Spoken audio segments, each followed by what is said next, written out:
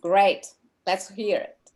Well, the simplest thing would be, I'm not ready to do it now because I just found all the materials, but the simplest thing would be for me to give the presentation that I gave at a conference about a year ago. Because I've got the PowerPoint and I've got my notes and they're all annotated to the PowerPoint slides.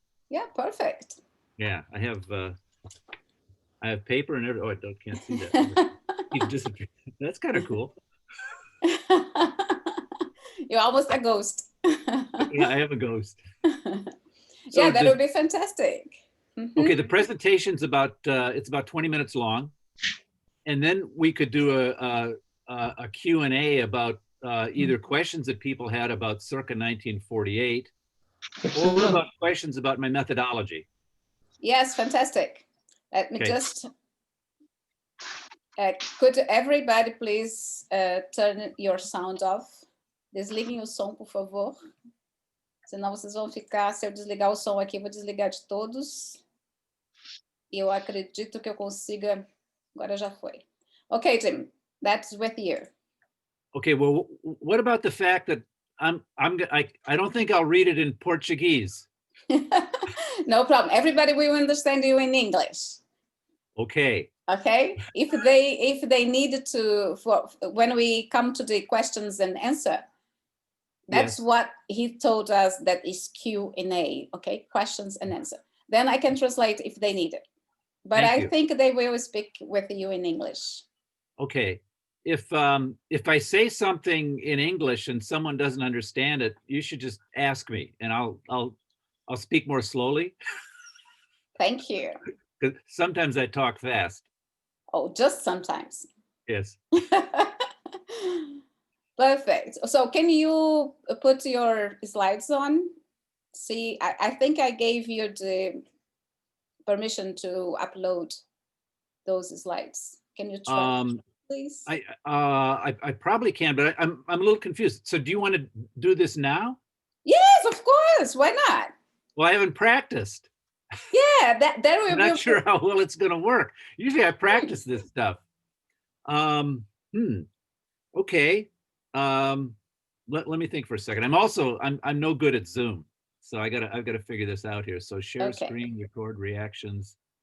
So you really want to do this right now? Why not? Okay. Let's do it. You don't need Okay, here we go.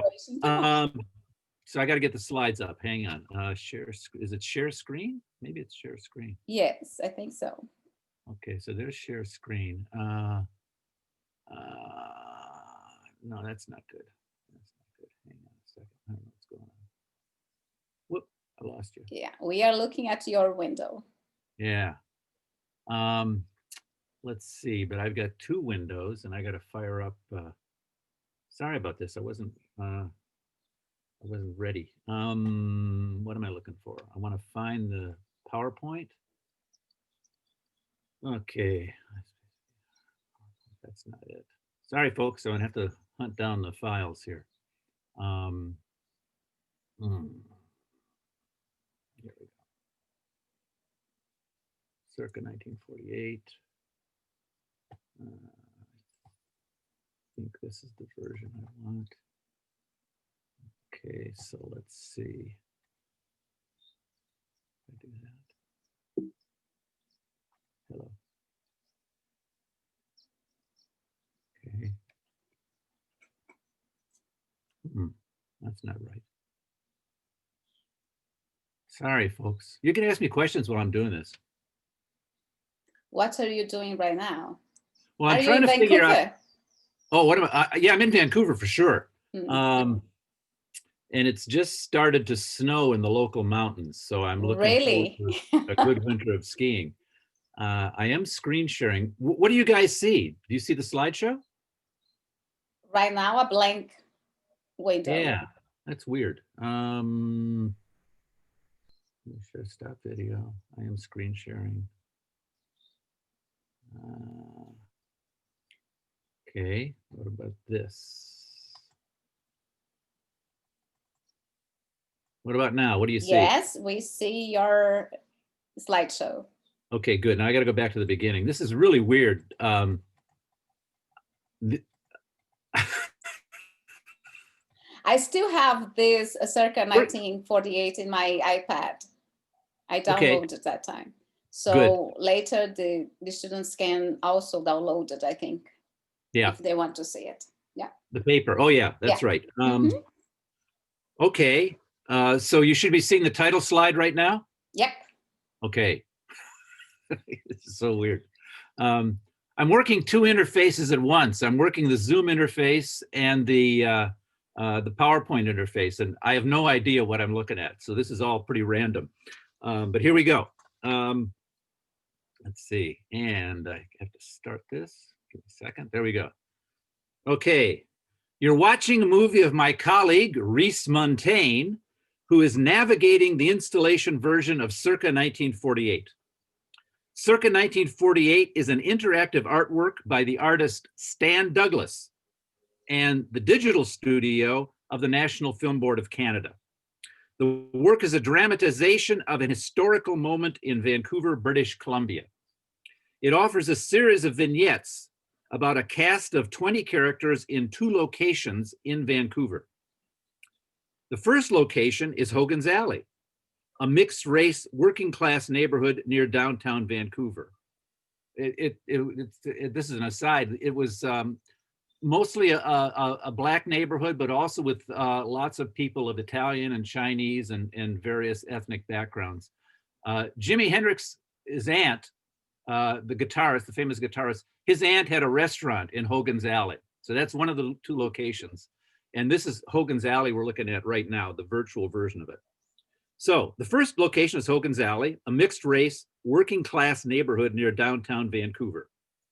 The second location is the former Hotel Vancouver, then occupied by homeless Canadian veterans. The characters are a mixture of scoundrels on the make and ordinary working class folks scuffling to get by. The experience, do people know what scuffling means? Do you? Scuffling means you're poor and you're going to do anything you can to put bread on your family's table. That's scuffling, okay? So they're poor people. Ordinary working class folks scuffling to get by. The experience takes place in a beautifully executed CGI recreation of the locations. The work can be seen in 2 forms. A 4-wall, cave-like installation, that's a room you go into that's got 4 projection screens, or as an iPad mobile application. Our goal was to understand the design and the experience of this work. Our methodology was, quote, textual analysis, end quote, the classic humanities process of close reading. We viewed each version of the work many times, often with each other.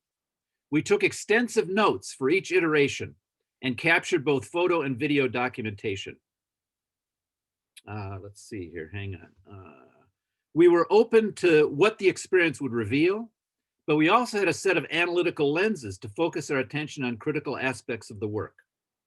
Our lenses were, oh dear, what happened? That's weird. Did you see the movie before? Maybe you didn't. Yes, we did see the movie and now it restarted. We are back to the beginning. Well, okay, now, okay, good. Thank you very much. Now I'm here. Now we're back on track. We were open to what the experience would reveal, but we also had a set of analytical lenses to focus our attention on critical aspects of the work. And this is an important part of my methodology when I do close reading, is analytical lenses. Our lenses were content and theme. That is, what issues and questions does this work address? Second, interactive design. What choices can the user make, and how do these choices relate to the creation of meaning? Third, interface design. How does the user exercise this choice? And what aspects of the human sensorium did the work utilize? Fourth, narrative. How is the plot articulated? And what was the role of character, story world, and emotion? And finally, spatiality. How was the virtual space designed? And what effect did they have on the interactor's experience? And spatiality, I'd also add navigation. That's an important, if you want to understand spatiality in digital environments, you also have to understand the navigation procedures. So there's an overlap between interface design and spatiality, but that's okay. No problem with overlaps as long as you know they're there. Okay, content and theme. Let's talk a bit about that. Oh, platforms. I wonder, let's see here. I wonder if I'm out of sync. Okay, I'm not, I'm all right. Sorry, like I said, I haven't rehearsed this. The content for the cave version and the mobile version is identical. Both use the same CGI environment and both contain the same narrative material. However, for most people, access to the cave version was severely limited by logistics. This is the outside of the cave version. It's basically a room that you have to walk into. And inside the room, there's 4 video screens. The mobile version is less embodied, but it offers unfettered access to the same set of stories. Unfettered means unlimited. It offers unlimited access to the same set of stories, locations, and interactive choices. Circa represents an urban Canadian society beset with contradictions. Beset with contradictions of class, race, gender, and power. The main Hogan's Alley characters are a set of working class folks of various ethnicities. Black, Chinese, Italian, etc. All of the locals are engaged in some form of illicit activity: bootlegging, illegal nightclubs, prostitution. Actually, I'm trying to think for a second. Maybe all the locals we met were engaged in this kind of stuff. I don't think, I'm not claiming that everybody in that neighborhood was engaged in illicit activities, but the ones we saw were. Okay, back to my reading. The power structure within the neighborhood is clear. At the top of the pyramid is a gangster named Buddy and the brothel madam, May Lou. Most other Hogan's Alley characters either work for Buddy or are his competitors. The police have a significant role in the neighborhood, but much of their work involves extortion and corruption. Just trying to check my timing here. Let's see, what slide am I on? Where's my number? Slide 7. Okay. Let's see. Okay. Sorry, folks. Like I said, I haven't practiced this. I'm looking. Oh, it's a little bit of a movie. This is the outside of Hogan's Alley. It's the second of the 2 locations. That's Hogan's Alley.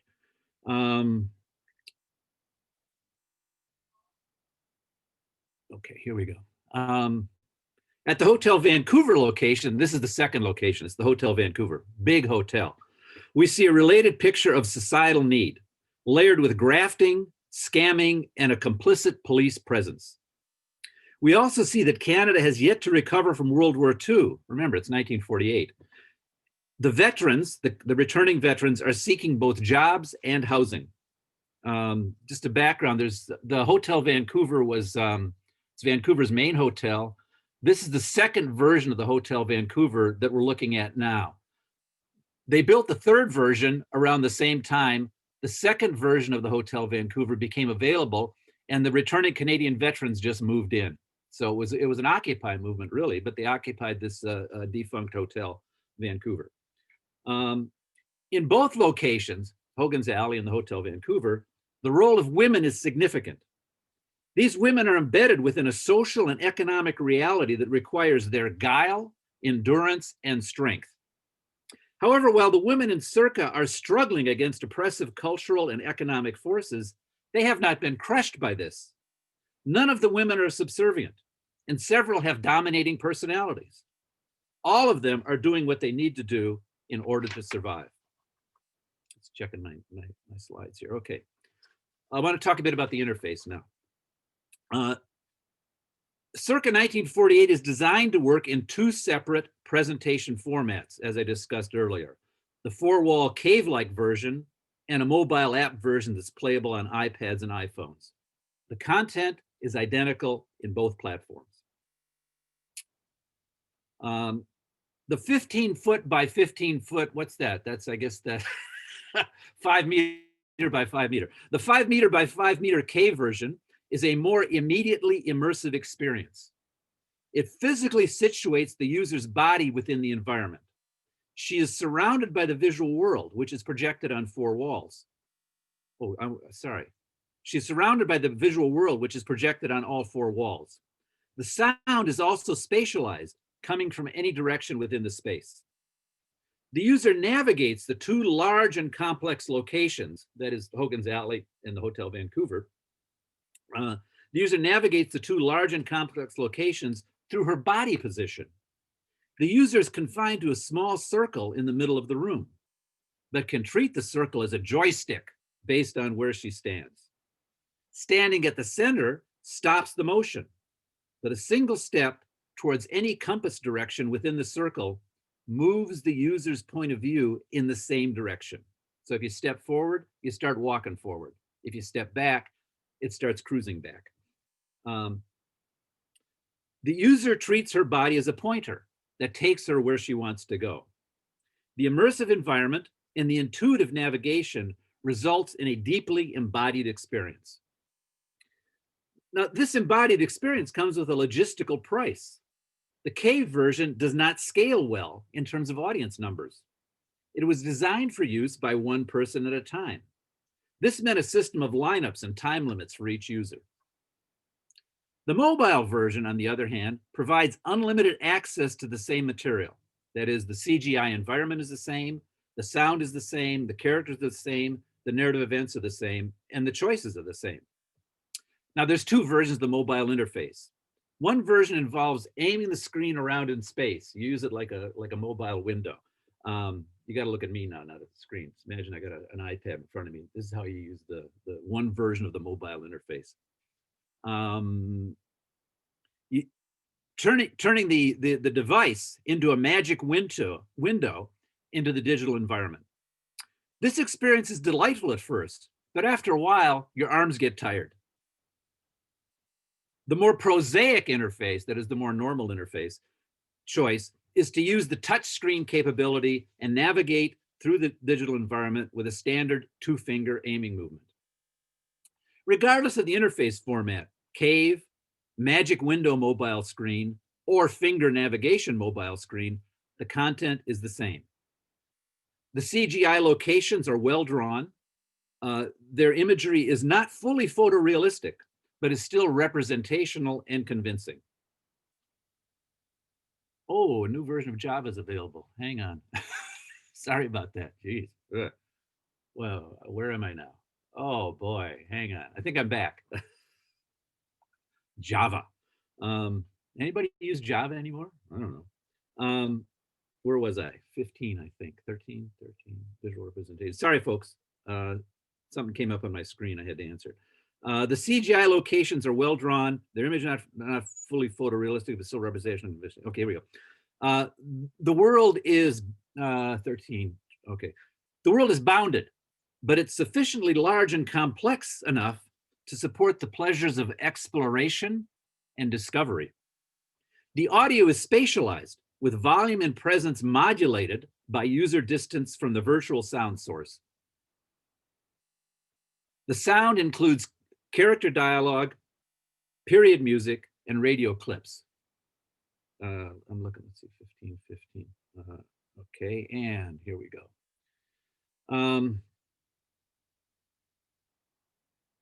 A notable omission from the experience is any visual representation of the characters. The characters exist as spoken exchanges of dialogue. You can listen to them. And these dialogues are embedded within the virtual space. As the interactor navigates the space, she hears their conversations from the world of 1948. These 44 conversations are located at the places where the characters said them, but the speakers are never seen, they're only heard. Their presence is signaled by a glow at a specific location. As the user navigates closer to the glow, the dialogue begins, getting louder as the user gets closer. As the user approaches, it becomes clear that these glows represent ghost-like avatars of the characters that are speaking.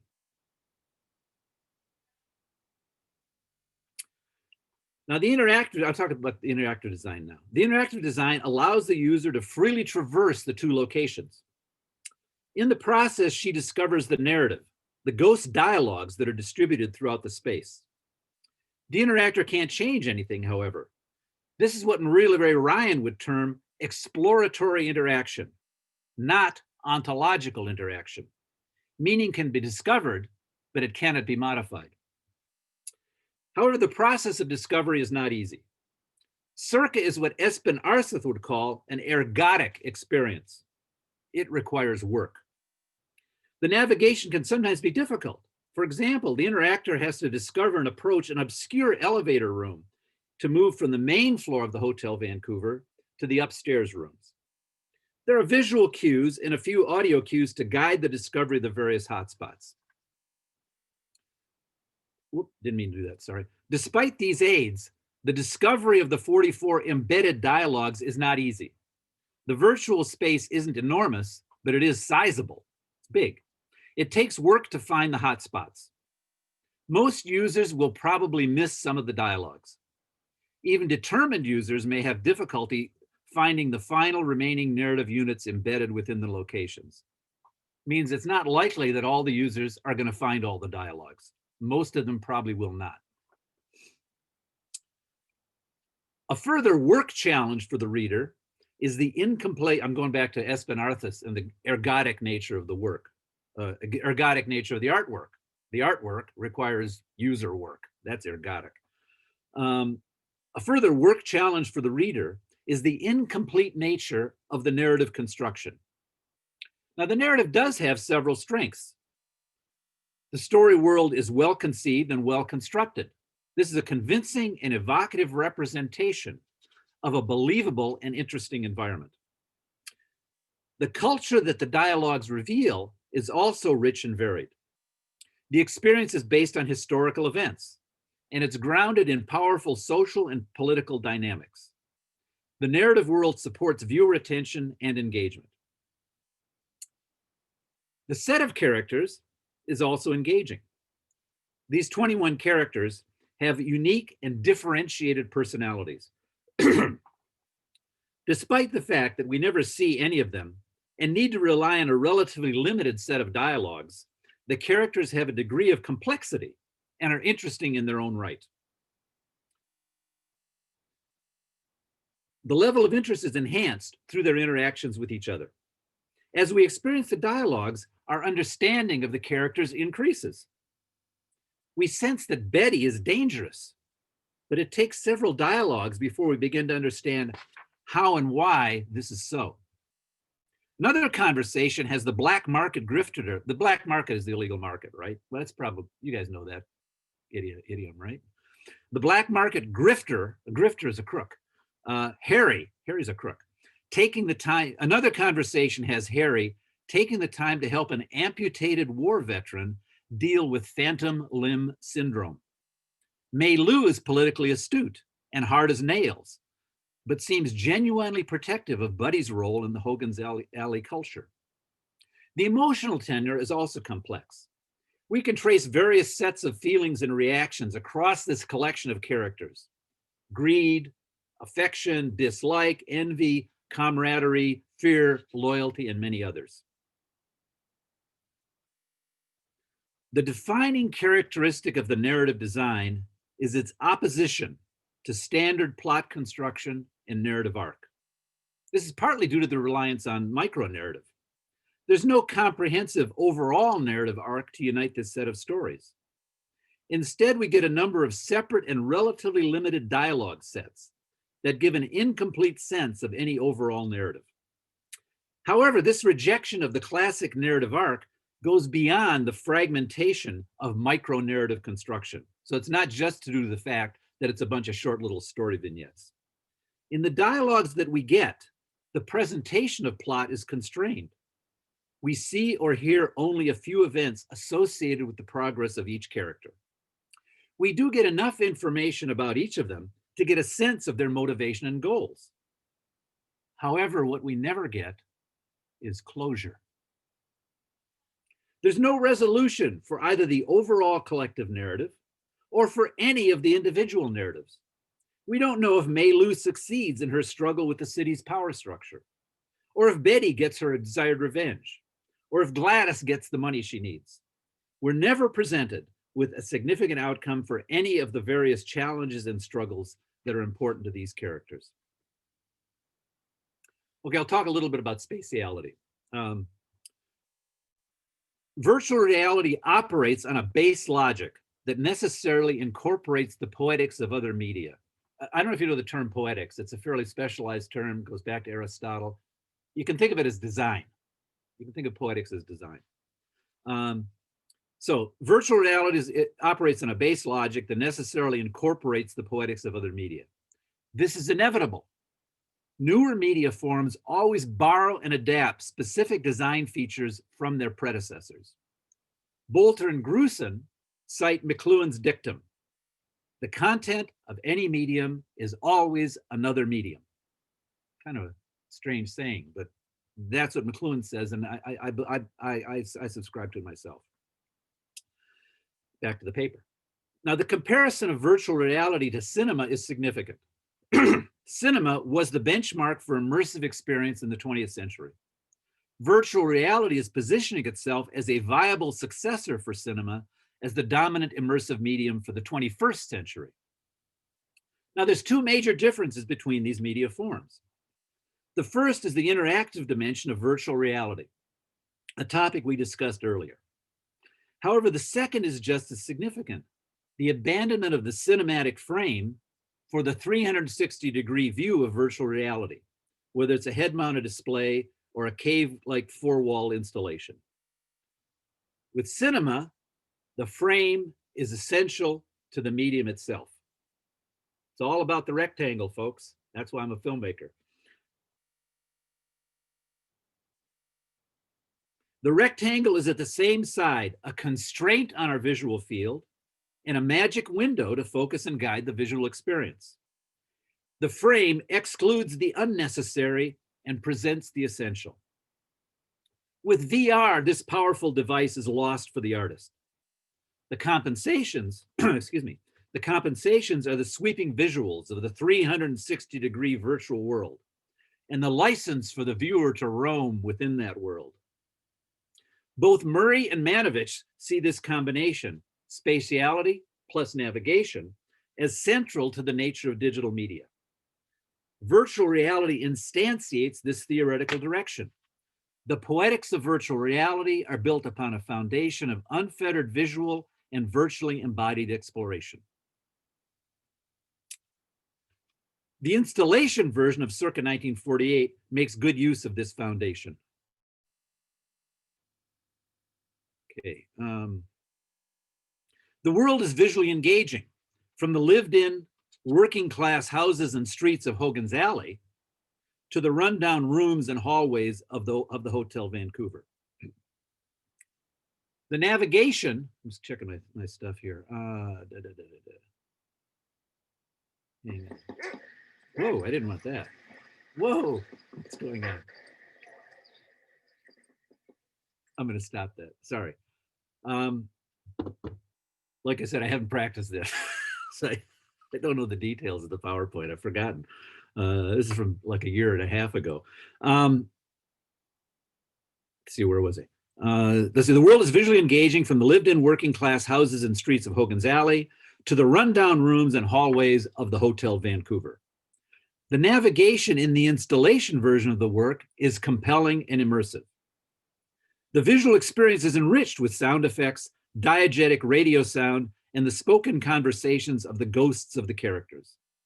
The diegetic sound effects and the glowing object hotspots help guide the interactor's exploration of the space, acting as a softer substitute for the stricter guidance of cinema's rectangular frame. As the interactor explores the world, the ghost conversations gradually reveal bits of the overall narrative. Circa 1948 reflects Henry Jenkins' concept of a spatialized narrative embedded within a navigable story world. Jenkins was writing about electronic games, but his insights about spatially distributed story environments are perhaps even more relevant to virtual reality artworks. Narrative is important for many games, but not more important than winning. sorry, merit is important for many games, but not more important than winning, losing, and the user's performance in the moment. That's the essence of a game experience. Virtual reality can certainly include ludic challenge, and we'll continue to see electronic gaming on VR platforms.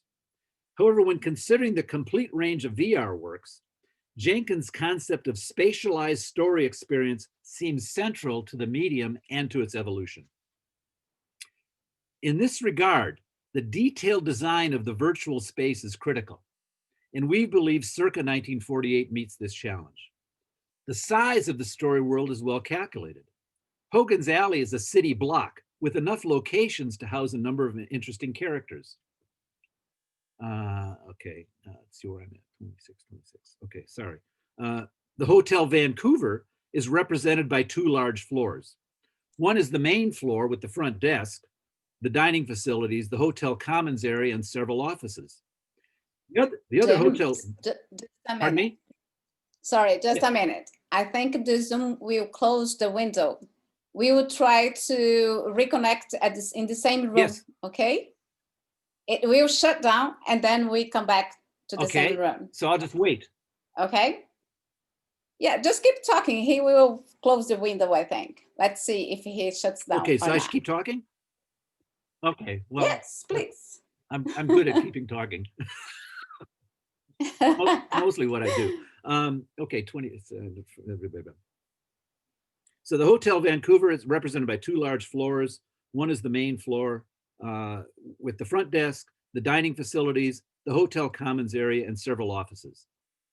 The other Hotel Vancouver location is the guest floor with many rooms leading to another set of characters and actions. The result of this spatial design is a virtual space that feels expansive, but not overwhelming. This decision to incorporate a moderate sense of scale gives the exploration enough scope to feel substantive, but not so much that the story world feels too large to experience or to properly comprehend. Okay, conclusion. Let's see. I don't want that. Here we go, conclusion. By the way, so Luciana, are you guys waiting for the visuals of the slide? Is that the problem? No, Zoom would close in 40 minutes, but, oh, okay. But I think it